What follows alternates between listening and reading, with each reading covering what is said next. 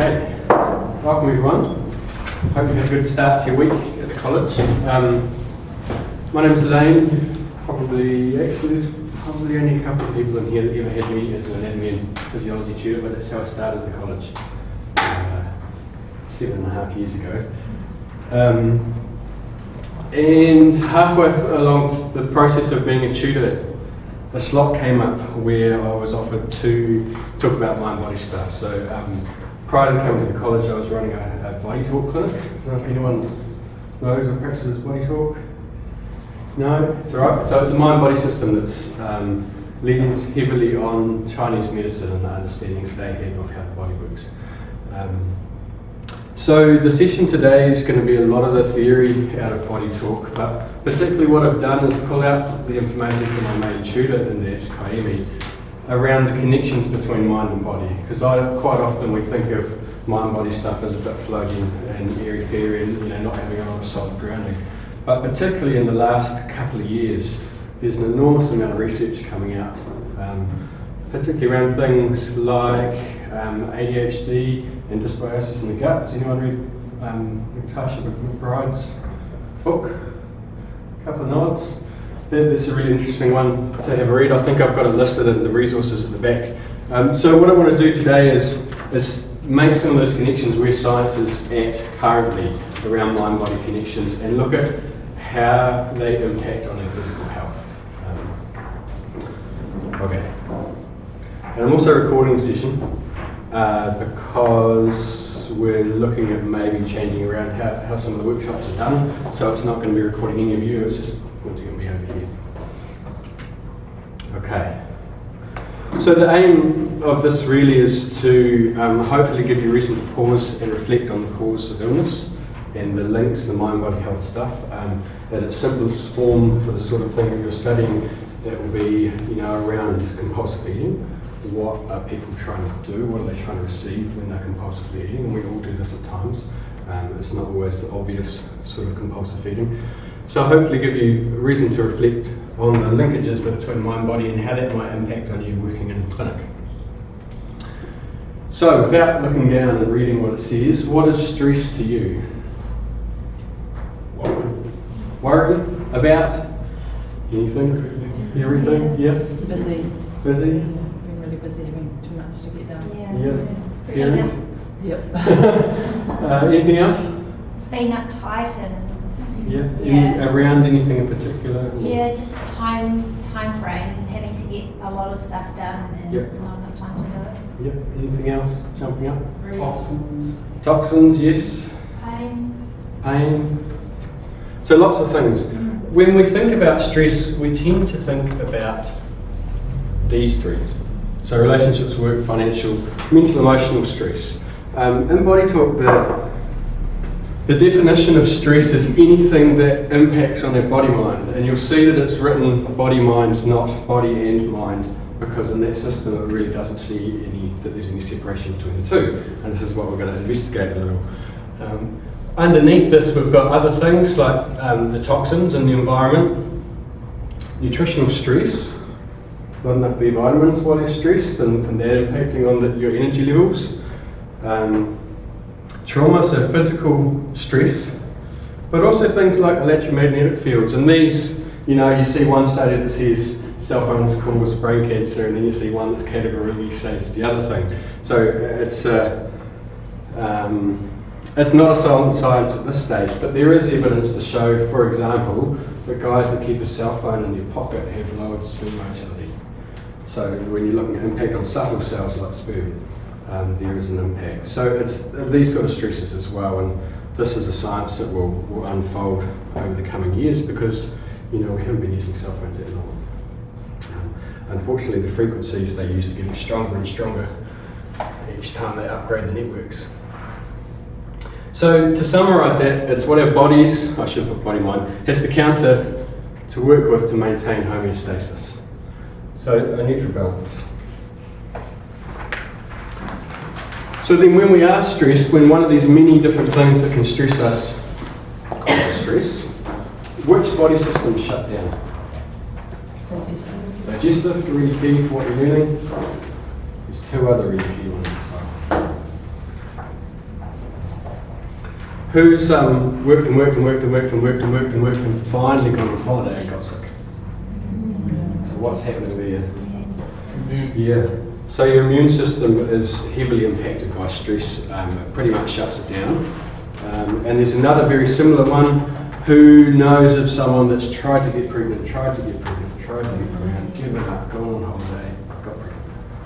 It's quite a common thing. Same thing. So stress shuts down your digestive system, your immune and your reproductive. It impacts on the other ones as well. But those are the three key ones. You know, when you're stressed, the body goes into fight or flight. So it's sending blood and energy into the parts of the body it needs to run or fight and keep safe. So we're keyed into this old archetypal thing. Like animals, and we'll get to the gazelle in a second, but we're in situations that don't need those responses, and it's still triggering us. So it might be, you know, having friction with someone at work, or relationship stress, or financial stress, whatever it is. But it's still causing these old archetypal responses. So in one of my classes, my tutor Kaimi was describing this sort of thing, and he was talking about the differences between human and animals. And he talked about the gazelle. So imagine you're in Africa and there's a big cat, a cheetah or whatever it is, and the gazelle sees it and it sprints as fast as it can for 200 metres, and it knows that the big cat can only sprint for about 100, 150, and its muscles get fatigued and it can't sprint any longer. So the gazelle keeps going for maybe another 100 metres, and it stops over here and it goes, oh, I'm safe, and it starts eating grass.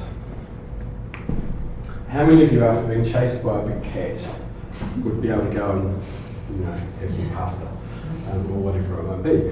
You know, so for an animal, this old mechanism of fight or flight is really, really productive. It keeps them safe. But they also know when it's not required. No, not really in a mindful way, but you know, that's their natural response, and they can shift out of it and they can go back to the behaviour that was going on before that. For us, we might have someone that every time that happens to, every time they see a cheetah on a billboard in a cartoon on TV, for the rest of their life might get a little shunt of adrenaline without even knowing what's going on, because these old memories of trauma that are being triggered by those images or the sound of a cat or whatever it might be, and causing stress. So we have this higher mind that is obviously very useful in lots of ways, but its connection through to these older archetypal responses means that it can cause some inappropriate responses that aren't very useful for us in the modern day. So we're going to explore that. So as we go, we're going to build up a picture around this. So so far we've got stress triggered by these sorts of events, or it could be something quite simple like missing the bus. And it's triggering physical changes in the body, particularly the digestive, immune and reproductive. So this is our first place. Now who's heard of Candace Pert? So any molecules of emotion? No, any books that I mention are listed at the back if anyone's interested afterwards to go and read. So back in the 70s, pharmaceutical companies didn't know how drugs worked. They knew they worked, and they hypothesised that they bound to some sort of receptor on the surface of a cell and caused changes to occur inside the cell. Candace Pert was the first person to show this. So at the start of her career, well, I don't know, it was right at the start, but she discovered the opiate receptor. And she had a long scientific career in which at the end of it, or towards as she progressed through it, she pretty much showed that you can't separate body and mind, and the level she was showing it is the signalling molecules that occur in the body. And we tend to think of stress, brain releasing things, flooding the body having a response. And that is often the way it goes, but she showed that it can also go the other way around. So you know that the tissue that forms your brain when you're in embryo is the same tissue that forms your digestive system. It's all one sort of mass, and it starts to lengthen out and become the nervous system and the digestive system. And because of this common embryology, they've got a lot of neuropeptides and signaling molecules in common. So most of the serotonin, which is a feel-good neurochemical in the brain is actually produced by the gut. Hence our feeling good after eating some nice food. So there's all these connections. These are the sort of things she started to show. And so as an example of this mind-body connection, has anyone ever had this, and I have, where you've got a phone call to say that someone that you're close to has passed away and you just sort of lose strength and plonk down into a seat or something? I had this with my cousin. But what's actually happening there, we've got a concept in the brain that someone has died, causing a very strong physical response. So this is a nice, simple little example of how our mind and body is connected, that they're not separate things. Has anyone heard of Bruce Lipton, Biology of Belief? He's a little bit more well known than Candice. He was rewriting the genetics books when I was at Massey, learning the genetics that would be thrown out 10 years later, as science tends to go. You talk the stuff that's here and the research is away, 10 years ahead. So he was the first person to show that if you have a repeated mental emotional state, the receptors on your cell alter how many of them are expressed, so they can upgrade or downgrade. But the really important thing he showed was that when that cell split into two daughter cells, the two daughter cells already had that new response, so that the mental emotional state can get passed through cell lines and alter genetics, so the new daughter cells have a new genetic expression. So Candice and Bruce Lipton were two core scientists that were early on showing this connection. And he was actually doing that in the 80s. And so, like I said, I was learning genetics at Massey at 95, I started, and he'd already been doing this work. So there's these early scientists that were starting to do this work, showing directly the connection of mind-body. And just to point out before we move on that it goes the other way around as well. So I mentioned Natasha McBride. She is a doctor and has done a huge amount of work with kids with ADHD. And I haven't actually read her book,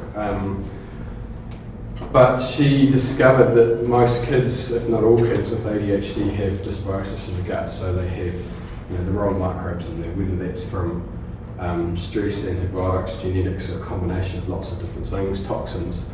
And that if she could heal your gut through fermented foods, through probiotics, prebiotics, changes in diet, most of the ADHD symptoms disappeared. So she's a more recent, well actually she's been doing the work for quite a long time, but she is becoming quite well known, and again is one of these scientists that's shown this body impacting on mind as well as mind to body. And as another little example of this, if you hold a smile and you actually hold it for a minute, it triggers the happiness centre in your brain and you feel happy. So you can use your physicality to affect your mental state. And yoga instructors know this. So I was talking to a lady about 10 years ago in Auckland who was a yoga instructor, and we were talking about these sorts of concepts, and she said, yeah, well if I see someone that's sort of like this in the standing pose, I'll go up to them and I'll open them up and get them to stand there and then get them to tell me how they feel. Like if I'm like this, what are you thinking I'm feeling? Pretty closed in, maybe a bit tense, maybe a bit depressed. And if I'm like this, pretty open and confident. And you can affect that mental state again through that physicality. We actually had a student, it might have been earlier this year, a nutrition student who'd done a lot of drama and acting, and she said they actually use poses and expressions and hold them prior to a shoot to get them into the mental state that reflects what they're going to be acting. So all these connections that are starting to come out in science and be put into practice. Okay, any questions or comments on that so far? We're going to throw lots of concepts at you, so we're going to weave our way through it.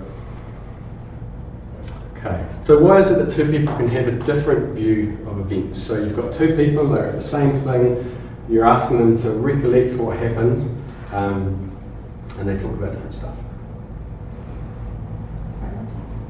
What's it? Priorities? Yeah. Perspectives? Yeah, perspective. It's a key word that we're going to look at. Past experiences and things Yes. I've been through. Yeah. Exactly. And those past experiences form belief systems. So our mind's not one thing. I mean, we know we have one thing in our brain saying this and another saying that at times, and we're trying to work out what to do. We're this enormous matrix of belief systems, and they develop as we develop through our experience, our expectation of family environment, friends, culture, race, society, religion. All of these things form us. And most of you have probably heard that it's the first 2 years that the key behavioural patterns of children form. I think I've got it on the next page. No, I don't. One through. When you're born, something like 90-95% of the frontal brain, the human brain, all the neurons are there, but it's basically unwired. So the neurons are kind of sitting there waiting, floating about for experiences, and through experiences, the brain joins up and goes, oh, that connects to that, I did that, mum did that, so spiders are dangerous, so I'll connect that, and in a way that the baby goes. And to the point where there's a book called Parenting from the Inside Out, which we'll come to, and the neurobiologist that wrote that states that if a parent gets a child, an adoptive parent gets a child at birth, that you can call the parents biological parents because the brain hardwires itself under their influence. So that's a pretty huge statement. And so that's what's going on in these first couple of years of life. All these connections are being made. And we'll have a little bit more of a look at that. But back to belief systems, just a quote here to sort of reflect that our image of the world around us, which we carry in our head, is just a model. Nobody in his head imagines all the world, government or country, and you could add to that the same as everyone else as well, has a selection of concepts, relationships between them, that she uses to represent the real world. So we're going to explore this and this ideas of belief systems and perception. So we have all these belief systems and we each experience things depending on our perspective, and that depends on our upbringing and all the impacts that we've had. So, some of the language we have, you see the glass half full, someone else sees it half empty, view the rose has thorns, these sort of things, or these sayings in our language are reflecting how people can see things very differently in the same situation. It's all about our perception and what we've experienced in our recent lives. So if we have a look at this from a science perspective, without looking down, or if you haven't looked down, take a guess at how much of what you see comes through the eyes. So ignoring the other four senses, how much of what you're seeing right now in class comes through your eyes? It's a funny question. I already looked. Who hasn't looked? Take a stab. You know it's not 100 because the question wouldn't be posed if it was 100. Why do you think saying or something? It is. Well, the current estimate is 10 to 20%. So thinking along the lines that we're just talking around mental models and belief systems, where's the rest coming from?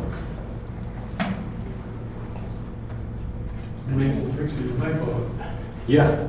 So it's coming from our memories, our expectations, our beliefs, what we think should be happening. And so what happens is the visual data comes in through your eyes, but most of what you actually perceive is the brain adding a whole lot of overlay. The other 80 to 90% is it going, well, I've seen this before, and it looked like that, and this is what to expect, and it fills in the picture for you. So, got some quotes down here from some journals.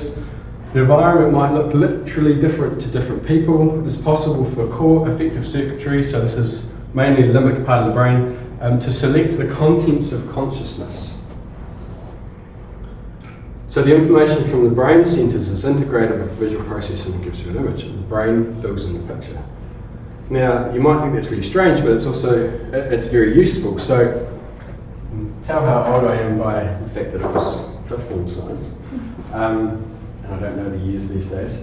But did anyone do the thing with the blind spot where you went out and all of a sudden the tip of the pen disappeared? And so what happened? Can you remember why that happened? No? So where the nerve leaves the back of your eye, there can't be receptors there because there's a nerve on the way that's leaving to take all that information to your brain.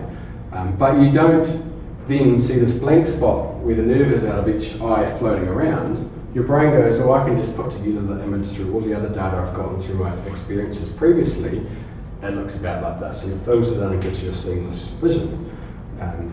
So with that idea, this is what the brain's doing for everything else. And so if we think of a 6-month-old, for the parents, what do they do when they find this chair for the very first time? Pull up on What's that? it. Pull themselves up on Yep. it. Try. Anything else? So that's touch. They're probably going to bite it and suck it for quite a while. If it had a noise, they'd press the button and listen to it over and over and over. So they're experiencing it from the 5 senses because they don't have all these past experiences and expectations to fill in for the picture for them yet. They've still got to develop all those. And so they will spend half an hour completely investigating this.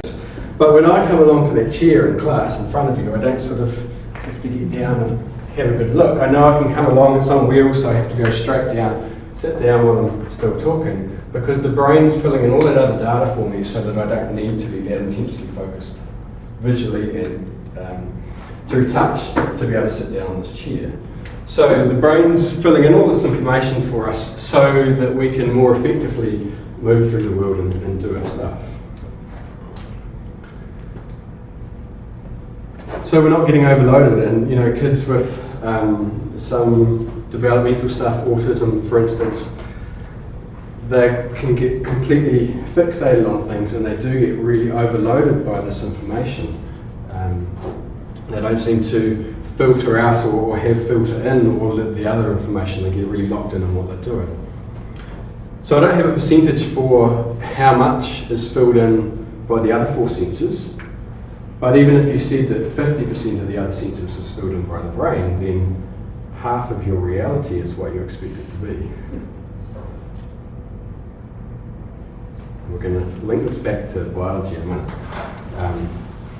So the flip side of it, filling in the picture so that I can sit down comfortably without falling off and looking silly, is that if you've just seen a scary movie, you've gone to the pictures and you're walking down the street at night and it's a bit windy and you see a tree waving around, and your brain goes and forms a human form, and you look again after you get that shunt of adrenaline and it's just a tree, your brain's filling in the picture for you but in an unhealthy manner or an unuseful manner. So there's this flip side, there's the good and the bad, and so then bringing this back to the gazelle and the human, the gazelle can use these sort of responses and stress responses in the brain in a healthy, natural way that allows it to survive in the wild. But we have all these layers on our brain that can cause us to get stressed and affect biology, and we can have difficulty letting go of stuff because of all our past experiences. So I've already said this bit. So how we experience the world is to a greater or less degree, probably greater, what we expect it to be. And so then you get to things like people talking about positive affirmations and how you're presenting yourself and how you're choosing to see the world and select what your responses and what your thought processes are to try and overcome some of these belief systems and patterning that might not be so useful. So as an example to illustrate this, imagine you've got 2 students coming to workshop. The first one's had some major crisis in their life and they called up their key tutor who offered them heaps of health suggestions and maybe sent them out at home botanical and then put them through to Kimmy and organised an extension, and they're feeling really supported. The second one maybe had the wrong module pack sent out and then they started the wrong course and it wasted them 2 weeks and then something else happened. So imagine these 2 students then turning up to a classroom, say it's this classroom, and I'm half an hour late, maybe not half an hour, so let's say 10 minutes late. The person that's been really supported and is feeling like we do a good job and we're there for them is much more likely to go, oh well, something quite real must have happened, maybe his kid's got chicken pox which might have just getting over, it's 10 minutes, doesn't matter. The one who's quite irritated or annoyed by some administrative errors that might have happened is much more likely to be sitting there going, it's typical of this place, So you can see how the same situation of a tutor being 10 minutes late can be seen completely differently depending on the mind frame, and that mind frame is built up from previous experience.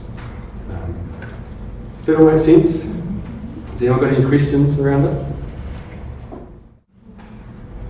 So we have lots of sayings that encapsulate these sorts of things. So if we put rose in here, you're seeing through rose-tinted glasses or coloured glasses. What does that mean?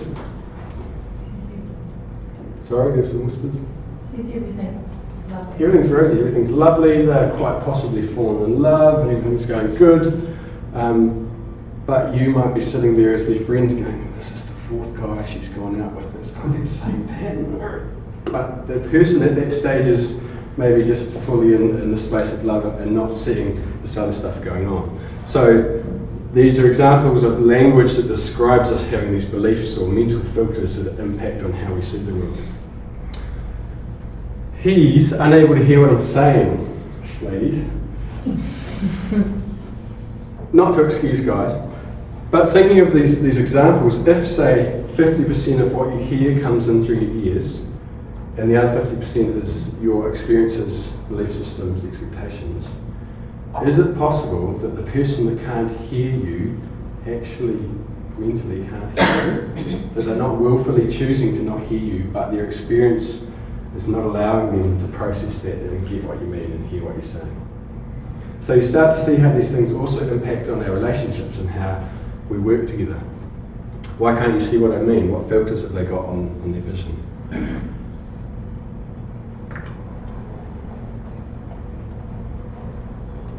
So lots of ideas around how we perceive things and how much comes in through the senses and how much our brain fills in for us, makes up, if you like, through experience.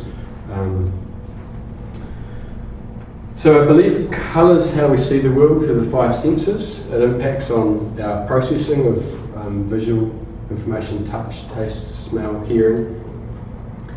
If a belief system or expectation is in conflict with the world around us, then it can cause stress at some level.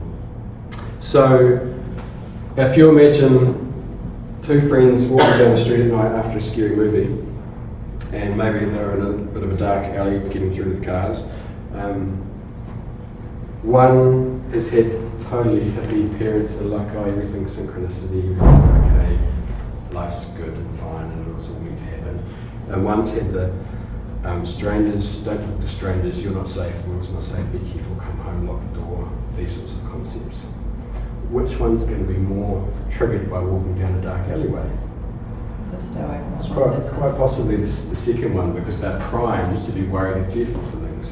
So belief systems that have been impregnated on their brain through that family environment and cultural and social as well, may just well cause that person to be stressed and shut down the immune, the digestive and the reproductive to some degree while she walks down that alleyway, while the other person might be quite fine. Maybe, slightly nervous but generally fine.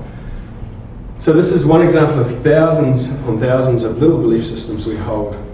And that might be that, that green's nicer than that green, it doesn't have to be this big concept. But some of them are triggered without us even noticing and cause us stress and impact on these different body systems. And if there's enough of those stresses, then things start to go downhill. Maybe allergies develop, maybe digestive function, maybe they get a stomach ulcer. You start to see how stress and our mental state can start impacting their physical health. Maybe they can't get pregnant, they've been trying for a long time, and then that, of course, further compounds the stress. So coming back to this, to pull it all together for where we are now, we've got these mental models, beliefs, issues that really develop through childhood, hence the arrow going this way, particularly in that first 2 years as we're impacted by our family and wider social environment. And a big part of being an adult seems to be trying to go this other way and let go of stuff and work through stuff and become clearer and more present in these sorts of concepts.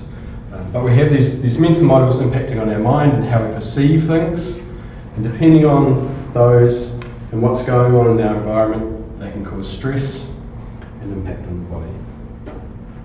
So we're starting to see that actually this mind-body stuff is quite concrete, and that there's direct links between our mental state, the health of our mind, our belief systems, all of these things with our physical health.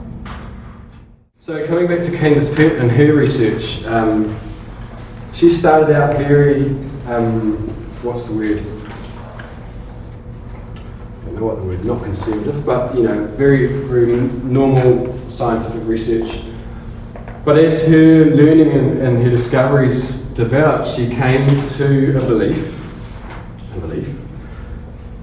that if you leave a mental emotional issue long enough, it will arise as a physical symptom, and that physical symptom is directly related to that particular mental emotional belief. So now you've got a scientist crossing the bridge between the impact of belief systems on our perception, this sort of thing, to what's more commonly thought of as Louise Hay type stuff, which does get in the more fluffy realm for a lot of people. So for anyone who hasn't read any Louise Hay, in some of her books she has lists of this mental emotional belief issue is often related to this physical condition going on. So we're going to look at this concept a little bit.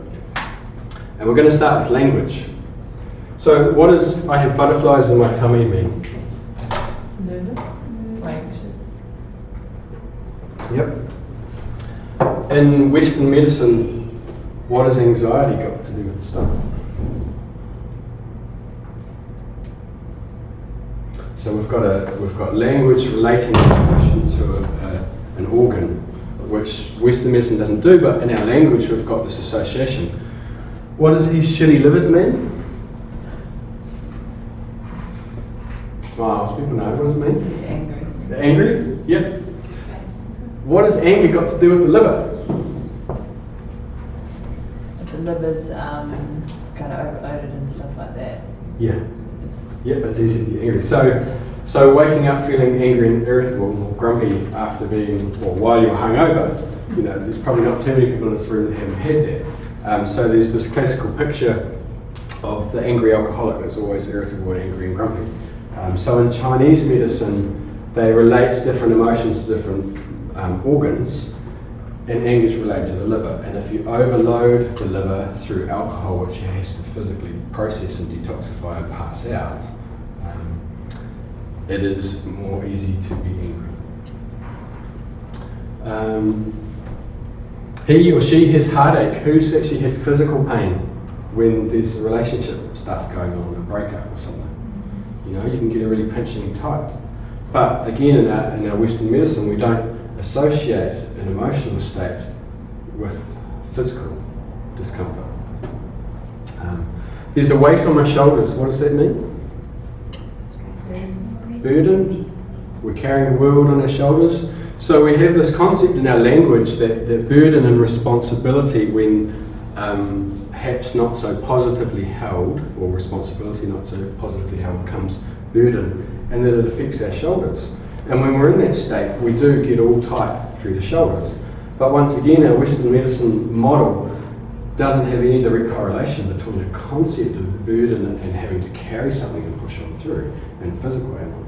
But our language has the wisdom in it, and it's developed over time. So we have all these sayings which directly state, really, or maybe slightly indirectly state, that a body part is directly impacted by a state of mind or by an emotional state.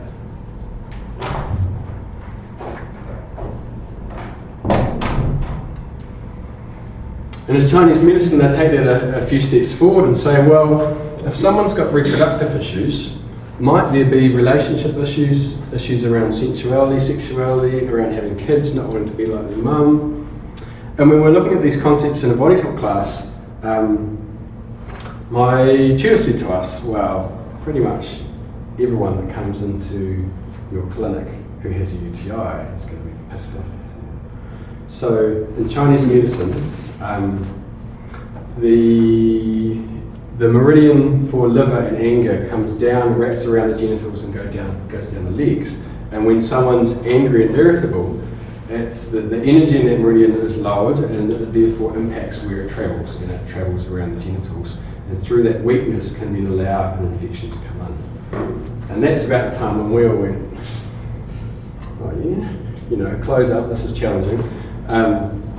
And what he said to us, which I'll reiterate or say to you, is with these sort of concepts, the only way to make it real for yourself is to try and observe them yourself. And so when he told me this, it was not long before I opened up a body talk clinic, and every person that came in with a UTI, which is, or had one recently, which is, quite common, I would ask them as part of the process, not directly when they said a UTI, are you angry?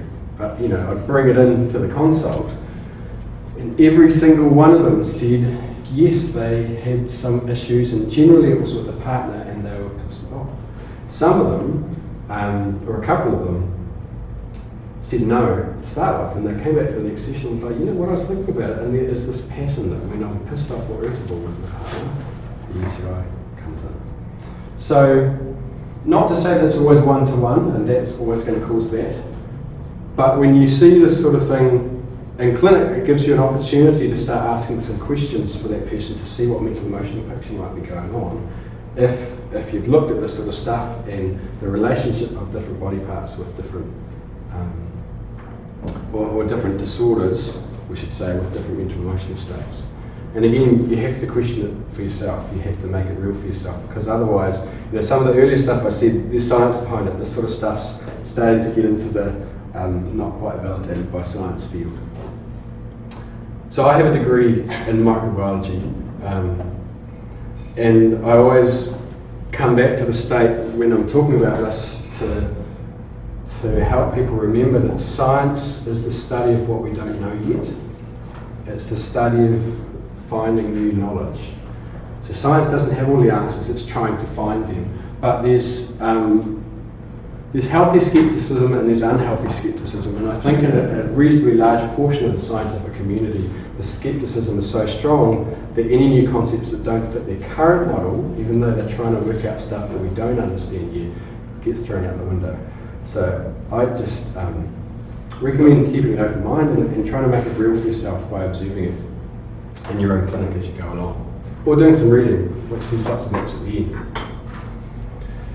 So at an intuitive level and in our language, we have these sayings like there's a weight on my shoulders, but in traditional systems, there is this direct connection. So we all know that when we've got butterflies in the stomach, we're anxious. And the next step is it impacts on our digestive system. So who's tried to have a meal when they're really worried and stressed out? And what did it do? Sat there, not much happening. Why? There's no blood going to your stomach and your intestines. It's all being shunted through the stress to your muscles, to your skeletal muscles, to run and fight. And there's actually not the blood to make the enzymes and the nutrients to digest your food. So there's some logical connections as well, but traditional systems take it a step further than that. So as an example of the power of the mind and connections, another Kaimi story. There was a 4-year-old boy in the States who had just been given an ice cream, and he was about to cross the road, and he was just going to bite into the ice cream, and a car right in front of him hit and killed a dog. Bite. That child developed a dairy allergy pretty much then and there, and had it for quite a while. What's happening in the brain when that happens? We've got trauma, death, dog hit by car, ice cream. The brain's wiring up and it's making connections there. That doesn't always, it's not 100%, it's not like everyone who sees something traumatic while they're eating ice cream is going to develop dairy allergy, but it did in this case. And it took until the 4th session when they got back to this trauma and did some release work around it. And when it was released, his dairy allergy dissipated over the next couple of weeks and was gone. So, sometimes it's just the brain wiring up a traumatic event and unfortunately associating it, in this case, with food. Why all dairy then became an allergy and not just ice cream, I can't tell you. But it's an example of the power of the mind to, I don't know if create illness is the right word, the right way to put it, but for illness to come about of a connection that's not useful to the brain or to the body. But also the reverse, that it can be unraveled and let go of. So I mentioned this earlier, these are just examples to try and frame ideas, but not everyone with a liver problem has anger as a cause. It might just be part of the picture. We are much more complex and there's a whole lot of interconnected things going on. However, if there's a really strong picture in a client, this might just give you a place to start exploring their relationships, their mental emotional state, what's going on for them, to see if there is some sort of connection there. And if you see that there might be something there, you might work with something like flower essences to help work with that, or you might actually just go, well, right, while I'm working with you, because you've got this stuff going on, I want you to go and see this NLP practitioner or this counsellor or psychiatrist, or whatever it might be.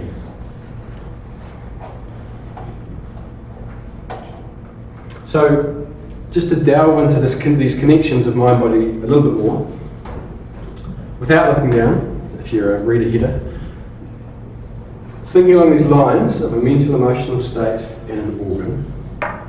So we've got the digestive system. What impact on the digestive system, or what mental emotional state might cause digestive system dysfunction? Anxiety and Yeah. depression. Yeah. Great. What are the two extremes of the digestive system? Constipation, you all know what that means, and diarrhea. So when someone says don't be so constipated, what do they mean? Excuse my language, stop holding on to your shit, let go. So again, we have this language that's talking about holding on. And when we are physically, mentally holding on, the body can do that as well, it can mirror it. So as an example, I travelled around India for 6 months many years ago, and I was doing some voluntary work, and there was an American lady there at the same time, and she had fallen in love with a local Indian guy, and she was due to leave. So she'd done a volunteer stint, and she was, I don't know if she was going home or going somewhere else, I can't remember. But within a week of supposedly going, she got constipated, and she didn't go for a week. And up until then she was completely fine. And she was going to the doctor and trying different drugs and natural remedies, because they tend to be more incorporated into their health system over there. And nothing was working, and she was holding on, she couldn't decide what to do, And the night she decided to go and let go of it, and actually this was probably just a holiday thing, what happened? She got up 3 or 4 times in the night and had big evacuations. Her body let go. And the flip side of that, sometimes when people are just in this, they've had some big life experiences and everything just feels really out of control, they can get really loose bowel motions. And I've noticed this for myself in a smaller degree, that you have those times when you're waking up for a couple of hours and you have a bad night's sleep, and you do it 2 or 3 nights in a row, and then eventually you wake up and go, all right, what am I not thinking about, what am I not getting here? And as you spend a bit of time, get up or whatever, and work out what's troubling you that you haven't quite grasped with your conscious mind. What I've noticed is when I finally do that and I'm able to let go of whatever it is, when I get up in the morning I have a loose emotion. And there's no other explanation for it. I haven't had a curry, and I haven't, got food poisoning or anything else, and it's just once and then it's gone. But again, until I had these sort of concepts introduced to me, why would I ever join the dots between just being up for a couple of hours and let this thing go and loose motion? You'd never stop to think in the toilet, I wonder if this is related to me letting go and the physical body. So there's absolutely no reason for you to join the dots if you have never been exposed to these concepts. So now that you are, I challenge you to try and connect them. If something's going on repeatedly for you, see if you can work out, well, what's been going on in my social life, in my relationships, and whatever areas as well that may be related to what's going on for me.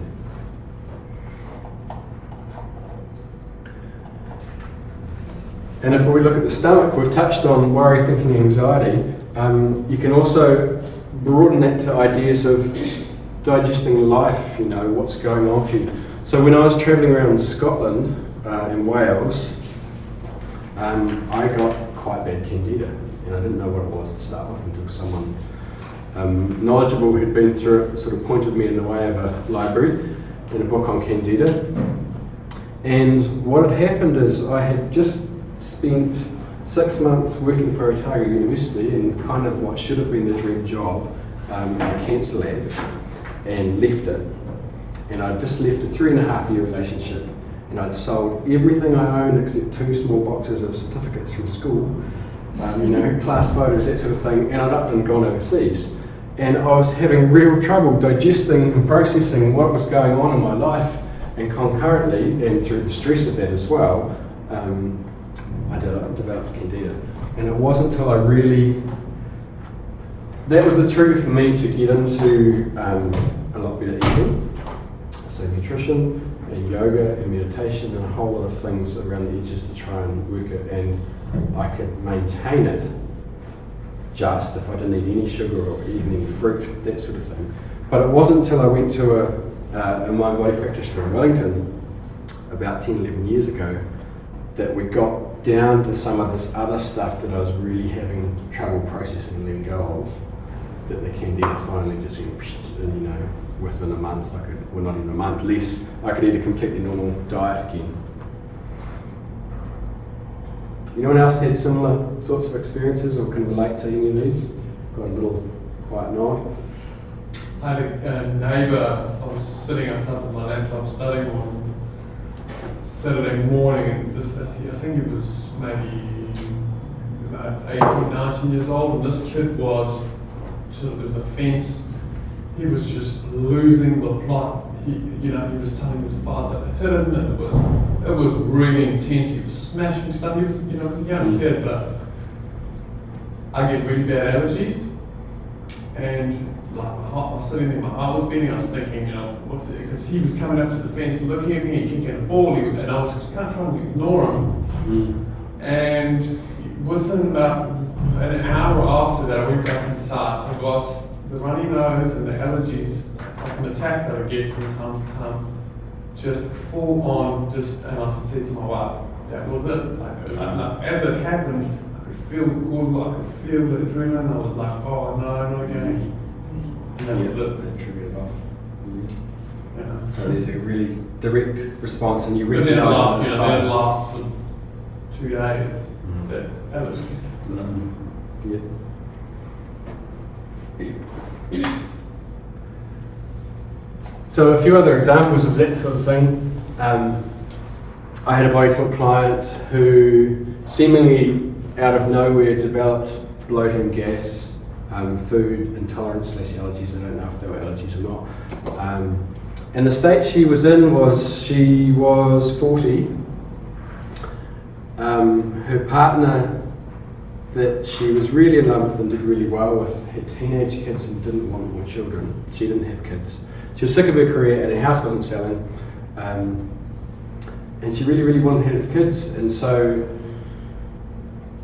she came to a place where she had to decide whether she left someone she really loved to have children, or whether she stayed with them and gave up the idea of having her own kids. And it was at this time that all this digestive stuff developed, and she was having trouble processing life and what's going on and what choices she needed to make. And so again, she got into good nutrition and cutting things out. But it wasn't until she finally made the call that she was going to leave him that really rapidly after that all her symptoms resolved, within a handful of days. And she got clear and she processed everything, and her digestive system went back to processing food as it should do. Case 2 is not really one person, it's lots of people that I've seen, and we probably can all relate to it, is the comfort eating. Now when we're going for sweet foods, what are we doing? What are we after? Something to make you bad. Yeah, sweetness. We're after sweetness, whether that's could be through some other thing like a hug from a partner, or someone calling up a best friend and sharing half an hour on the phone, or whatever it is. We're craving something that's not met and we go for sweetness. And I know if I've had a really flat out day and I've hardly stopped for breaks, to get home, and there's 2 kids to put to bed, and then there's the clean up, and you get to 9 o'clock and go, 5 minutes to bed sort of thing. Sweetness, you end up in the fridge going, and it's not like an enormous binge, but because I'm familiar with these sorts of concepts, I notice myself going for the sweet stuff in that sort of space. And I think we all, to a greater or lesser degree, for some people it really gets quite out of control for them and they have real trouble with it. So my question there for clients would be, you know, what do they need for themselves? Is it time out? Is it attention of loved ones? Is it recognition for what they do? And that's common with mums who are always giving to everyone else. And as in a personal example of these sort of things, I've just been to one of the classes around this sort of stuff, and my wife's a naturopath and she studied body talk as well. And we both got sweet cravings after dinner. We're like, alright, so the theory here is, you know, there's some need not being met. And so we put on some music and we had a little dance and we tried to, or we did, nourish each other. And as soon as, you know, that was only for 5 minutes, but as soon as we stopped and checked in, it's like, no sweet cravings. So again, you've just really got to try it for yourself and make it real for yourself, because otherwise this stuff's all abstract. So just to sum up all of these concepts, 2 things. Our body tells a story. It's a reflection of all we've done, been, learned, experienced. Our beliefs, attitudes, diet, lifestyle, everything that makes us us is reflected in our physicality. It's got a lot to teach us if we're ready to listen. When I look at my life and the times when my learning and personal growth has accelerated, that's when I've got really sick and I've hit a wall and I've had to stop and look at my life and go, well, what's not working here? You know, what choices am I not making that I need to, that I've got to a state where I've got this health stuff going on? Can anyone else relate to that? They've hit that wall, and that's when they've had to look around. You know, that's when you might start with a doctor, and then you might see a nutritionist, and you might see a counsellor at the same time, and you start searching and learning and growing, and through that process, letting go of beliefs and attitudes, and changing your diet, and going to yoga, and whatever else you find that works for you. It's those times, and to me, poor health, when you see that sort of process, you see that poor health, when you recognise it as this, can be a really great opportunity for change. And you know, when I get something going on now, it's a little bit harder when you've got kids and you're really busy, but you know, it's taking the time to stop and reflect and see what you need can often nip whatever's coming in the bud really quickly. Flus, for instance. So there's an example over the page where I had a friend at university who got himself into a bit of trouble and ended up on heroin. And from there ended up on methadone, which if anyone knows is a lot stronger than heroin and really hard to get off. And he's been on it, I actually haven't seen him for a long time, it's part of the story. But he was on it for a long time, and when people are in that space and they start to do silly things for money, the friendships tend to start going the wayside and the family members start giving up. And you know, so I really tried to support this person. And I helped him get into rehab, which unfortunately he skipped out of, and not long after that, for some reason he called up Kelly's phone. I don't even know how he had the number. But she came outside, I just moved to New Plymouth, and she said, "It's Mark," put the phone down beside me, and I looked at it for, it was probably only 15 seconds, but it felt like 10 minutes. And I turned it off. And in a really short period of time, maybe within an hour, I had quite a sore throat. What's the throat about? Communication, speaking your truth, whether that's to yourself or someone else. And I sat on it for 2 days. I had this sore throat, and I knew that's what it was about. But I was feeling pretty scared and pretty disappointed with my response to what had happened. So eventually I got up the gumption and I called him up. And I apologised for not talking to him. And then I said to him, "Look, the only time you call me up is when you need money or help, and it's actually not serving you and it's not serving me. And our friendship, there's not really anything left of it, it's just this need relationship. And actually that's it, you know, I can't be your friend anymore." Really hard to do, never had to do it since. And ended the call, and within about half an hour the sore throat was gone. I had spoken what I needed to speak. Now sometimes you're just exhausted and you're busy and you get an infection. It's not always going to be this big metaphysical experience for you. But often there is layers here that you can work on if you can catch yourself early on with something coming up and experiment with it. And you know, to the way I frame health, I knew that was going on, and when I finally made the call and spoke it, it disappeared. You know, I actually really get anything in my throat anymore, because I've got a lot better at communicating to myself and to the people around me, and speaking what I need to speak. And thinking of speaking, this was in a body talk forum many years ago. Someone put up this little saying, our body speaks our minds because our issues get stuck in our tissues. And those few words really well sum up all of these concepts, that our body is fully integrated with all of us, well, that it's not a separate thing really, and that everything we do and experience, it's all reflected in our health. So, to recap on that, back to the start, we've got that stress triggers the sympathetic nervous system, shuts down digestive and reproductive, and impacts on the others as well. We've looked at this idea that belief systems and our past experiences, our perceptions, expectations, all affect how we sense and interact with the world. So only 10 to 20% of what we see comes through our eyes, the rest we make up. In a really often quite accurate way. You know, I'm not seeing all sorts of crazy morphing people in front of me, but the brain's filling in a lot of the picture for me. We have metaphors in our language that reflect this sort of thing, that there is a mind-body connection and that there is a connection between specific concepts and specific body parts. So there's a weight on my shoulders, I'm broken-hearted. What was the level one there? That's an angry, alcoholic, irritable person. Shitty-livered, sorry. That's the one, thank you. So we have these metaphors in our language that are directly in line with what a lot of, if not all, traditional systems have in them. So if you look at core ones like Ayurveda and Chinese medicine, these things are just part of how they see it. They've never had good reason to separate out mind and body.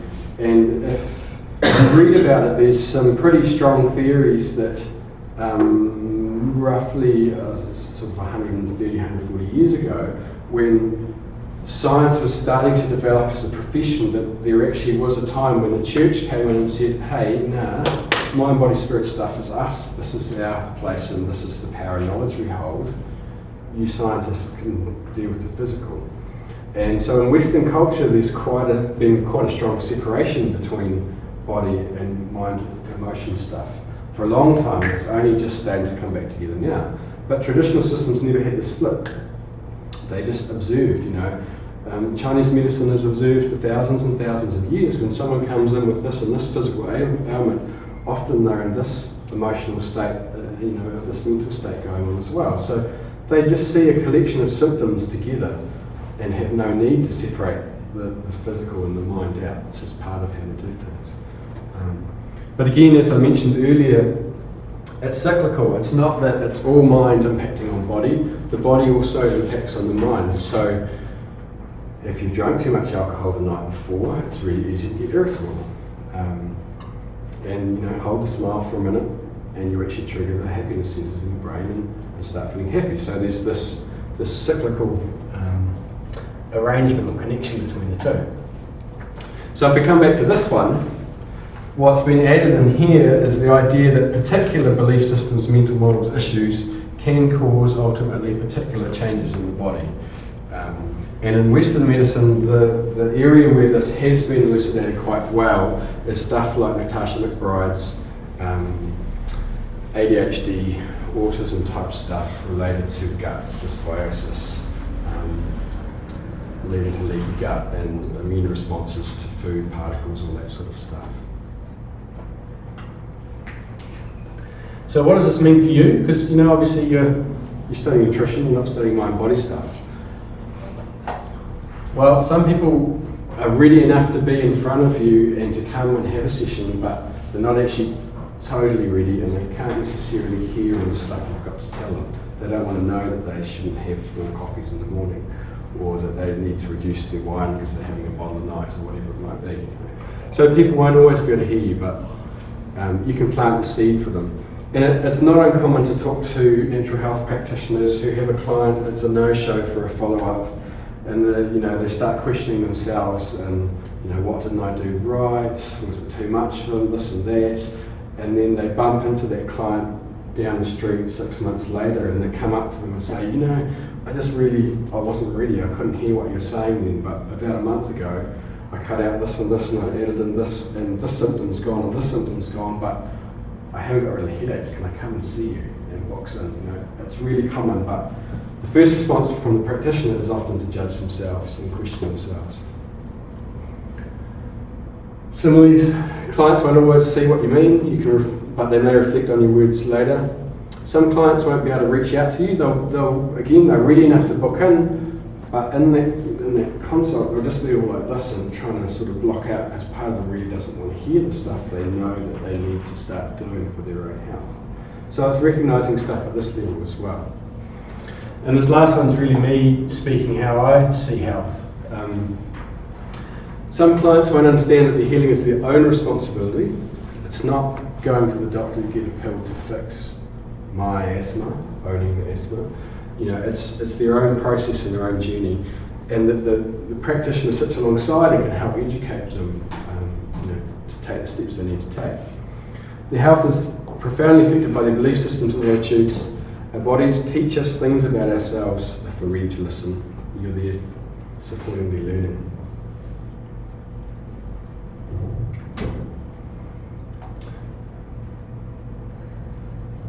And some clients will have their physical symptoms disappear. Basically, you could give them a vial of water and tell them it was B12 or whatever, and things are just resolved.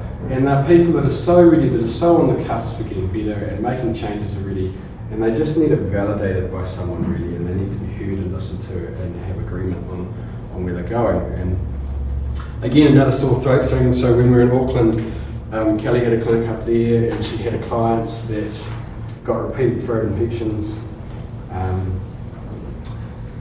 and it wasn't until the second or third session that Kelly felt comfortable enough to sort of drill in and say, well look, you're always getting this throat stuff, and you told me that your manager really stands on you and that you need to speak stuff to them. Do you think there might be a connection here with that? I really recommend that you go and talk to this person and deal with that issue. And she did, and all the throat stuff dissipated. And they were doing lots of good stuff which would have been helping, with good nutrients and cutting out allergens and whatever else they did in their treatment plan. But she was just on the cusp, and she actually just needed to be heard and reflected something simple like that. So be a good listener, be a good mirror back. You do flower essences in the training, which is quite rare for a nutrition course, and it can be really powerful for working with people, particularly kids. Some people might want to go off and do other training and have other skill sets. So one of our first ever nutrition graduates went off and did the GAPS training, Natasha McBride in Australia. And so now she's specialising in sort of mind-body nutrition stuff. So you may find other things that you want to add into what you learn with us. And of course referrals, there's nothing wrong with recognising that there is a core issue related to what's going on for people, and for me it's really important to know all the practitioners that are around in your community, whether that's knowing a massage therapist because they're just too stressed and need to relax and that's affecting their digestion, or whether it's an acupuncturist or a counsellor. I think it's quite important that you get to know the people in your community and build your business as well, because you're going to be referring back and forwards to each other.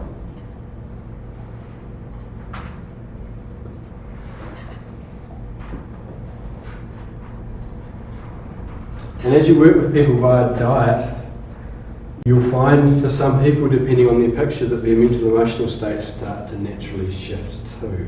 So again, thinking of the Natasha McBride stuff, when you're using probiotics and healing the gut, and the gut's in a better space, and the microbes in your gut, as well as the nervous system in your gut, releases a lot of chemicals that affect your brain as well. So all of this work is also going to help balance their mental emotional state just by getting them strong and healthy, and having a nutrient-dense diet is all going to help. So as a health professional, you're studying nutrition, you focus there, and obviously nutrition is really core. It doesn't matter if I'm meditating all day, if I'm not eating really well, I'm probably not going to be doing very well as well. It's really cool stuff. What I wanted to show or bring up in this class is that we are really complex, and people will have a whole lot of issues going on, that even though you think they're coming for nutrition advice, there'll be these mental emotional patterns that will naturally just end up sitting in front of you on the desk with you. And as you develop, you will become a counsellor, you will become a mentor for people, a life coach, depending how you practice, because again, people come with their physical ailments, but they come with all their other stuff as well. And it's useful to have some concepts that these are all tied in. Again, whether that's you working with them or working in part and also having a counsellor or a theta healer or whatever you might be into.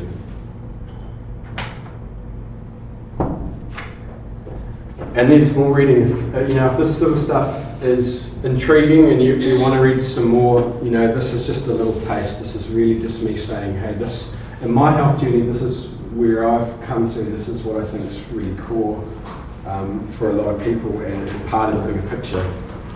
Most of the things I've mentioned today is on here. I haven't mentioned the web that has no weaver. It's sort of the introduction TCM, Chinese medicine book, if anyone's interested in that. Candace Pert, the guy that talked about adoptive parents being biological parents, co-wrote Parenting from the Inside Out. Really interesting book, if any parents or parents-to-be want to read it. It's the only parenting book I read that was completely focused on the parents sorting out their own issues so they can pass them on to their kids. It's not about, right, to manage this behaviour, do that, or to get a sleeping pattern, do this. It was about the parents, which I really loved. Richard Moats, like Louise Hay, in terms of running seminars, looking at the connection of different disorders to body parts, to mental states, body talk. And this list would go on and on and on. And as I've said a couple of times with the massage down here at the bottom, it goes both ways, It's not uncommon to talk to massage therapists who have had people have a complete meltdown on their table. I had it with a student in my class when I was at Wellpark College, and I got up around her heart, and she just burst into the biggest sobs, she could hardly breathe sort of sobs, and through supporting her and going through that process, found out that there's huge relationship stuff going on, and working around the heart just triggered it off for her. So it's physical as well, it's both ways. So any questions, comments? Too many ideas at once? If anyone wants to have a chat about this stuff, I'll hang around for a little bit, or you're welcome to call up at any stage. But if it does tickle your fancy, I really recommend just going and reading some books and exploring more and getting to know some practitioners around that you might be able to refer to. The greatest way to do that is to go and have a couple of sessions with them and get a feel for what they do. Cool. Thank you. Thank you. Thank you.